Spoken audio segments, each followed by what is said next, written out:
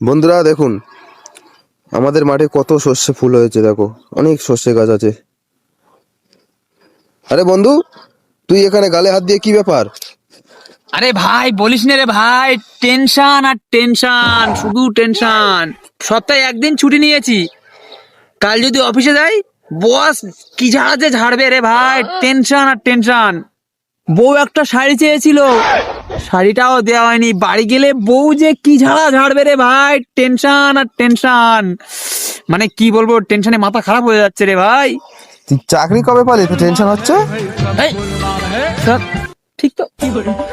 আরে স্যার, আমার তো চাকরি নেই, আমি কেন টেনশন করবো? কিন্তু বইয়ের শাড়িটা আমার কিনে দেয়নি রে ভাই, কি ঝাড়া যে ঝাড়বে। তো বিয়েটা আবার কবে হলো? এ শালা, আমার তো বই নাই, আমার তো কোনো টেনশনই নাই।